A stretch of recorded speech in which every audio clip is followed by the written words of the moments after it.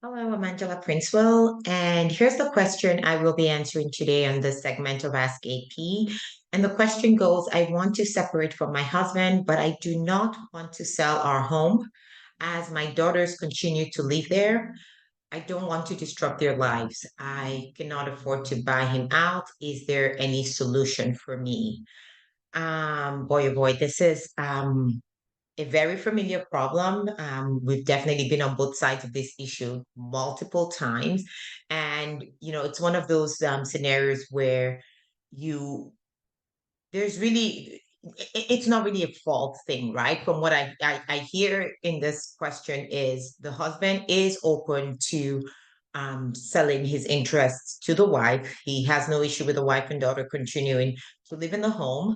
The only question really is affordability and you being able to buy him out. Now, from asking this question, I'm also assuming that he's not open to a long-term arrangement that sees you paying him out over an extended period of time or something like that. So, or maybe that's an issue, so I should probably touch on that, sort of maybe creative ways to deal with it.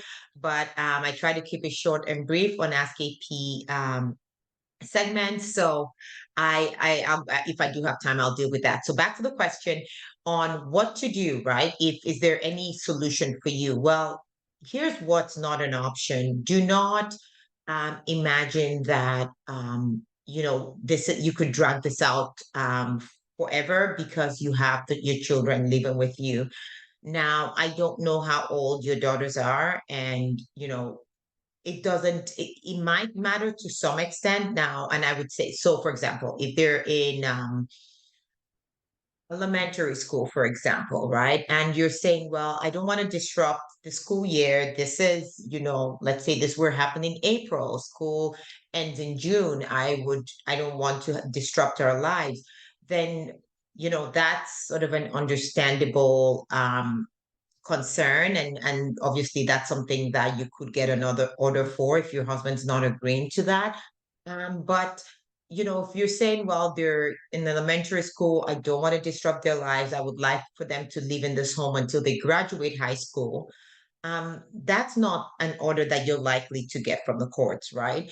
And it may well be that that was the intention. I know a lot of families sort of buy homes around, schools that they want their children to attend, to look into the future. And you imagine your children, proximity to particular high schools and neighborhoods and things like that. And those were well thought out and reasonable decisions. But when you separate now, you can't really hold the other person to that agreement that was made at the time. And I know that that may sound wishy-washy and it may sound like the law is not holding people to promises that they made and things like that. But really, when the parties separate, just assume that it's everything you kind of agree to, except you both come to a new agreement. It's off the table. So all bets are off the table pretty much. And now you will be, renegotiating the terms of your finances, the parenting of the children. Everything would be looked at from fresh lenses. Obviously, some consideration would be given to your intentions while in the relationship, but that's not what's going to be the final decision. That's not what's going to sway completely what the decision maker says. So if you can't afford to buy your husband out, I think the only options for you really, really are creative solutions, right? So are you able to come up with maybe some amount right now so that you can pay a lump sum up front and then the difference can be paid maybe several years later when you've built more equity? Or maybe, if you're looking at selling at a fixed point in the future, like with the high school example, obviously, when the kids are now done high school, if you're saying, well, I'm going to sell, then that's an option if again he agrees. Sometimes people do installment over the years. A person can decide to Your husband can decide, well, I'm just going to register a collateral mortgage against this home.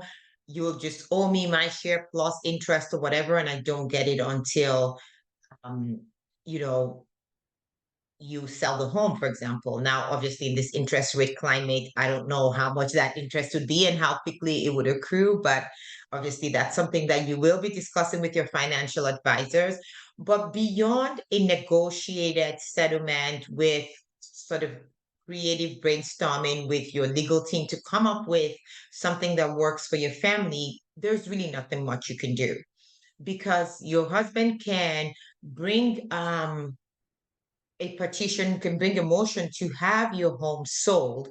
And under the Petitions Act, the judge doesn't have a lot of discretion. So a lot of people think that if they go to the judge and they explain their situation, the judge might look at it from a case by case basis and take the circumstances of their particular lives into consideration and order that the home should not be sold at all. Well, that's really not how it works. Under the law, the judges have very limited discretion to not order a sale. So, put another way, more often than not, that sale will be ordered, right? So, in an example of waiting for the school year to be completed before the home sold, well, what a judge could do in some instances is set parameters. So they could say, well, we ordered that the home be listed for sale immediately, but there would be no closing before, June 31st to allow the school year to complete. Or, whatever the case may be. So the judge or the judges could even say the home would be listed in June, for example, and not just using the example of schooling, but obviously there's other factors that affect why a person may not be willing to sell their home. Like in your case, where you're saying you don't want to disrupt their life. I hope it's something that's specific and time limited.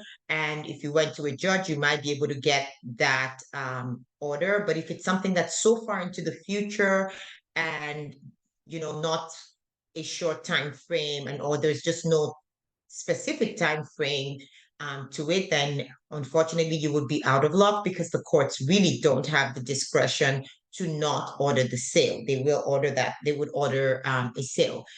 Now, there is a very narrow discretion that judges would apply, and they would only do this where the person that's asking for the partition and sale is doing this for malicious reasons, vexatious reason, or their conduct is oppressive. It's a high threshold to meet to show that the other person's actions are done because of malice, and because they want to be oppressive. I can think of maybe a scenario where the home's completely paid off. The person applying, in this case, your husband has other options of where to live. There's money is not really an object. Then, and there's maybe sort of a background as to maybe there's some kind of financial dependence, support's not being paid, for example, you're being kicked out of a home, the other party has a place to stay. So in those circumstances, I mean, this is extreme. There's other um I mean, there could be times where you could show that it's not oppressive without not necessarily under these circumstances that I'm describing. But I just use that to show that in this case, where there's other housing alternatives, there is not really a financial drain on the husband.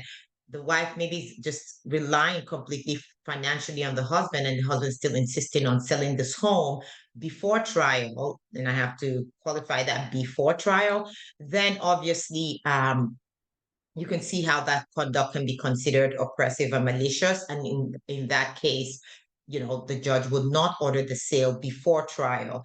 Now, that's significant because I use the word motion, right? For most people that have been in the family law litigation system, you know that motions are for temporary orders, well, or for orders to get an order before a trial.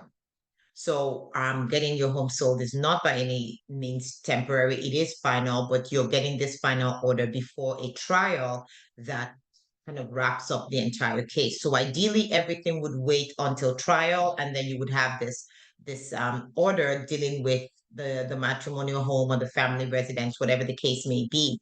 But if in most cases that we deal with, there's really no malice. It's just usually the home for a lot of people is their most valuable assets. They're no longer together. and they just want to liquidate that asset, take their resources and put it into another property for themselves or invest it, whatever the case may be. In those scenarios, it's very difficult to show malicious or vexatious conduct in those cases. But of course, do talk to a lawyer if you feel that the facts of your case may qualify for oppressive conduct, or malice, or whatever else, and see if they can, advise you accordingly, right? But absent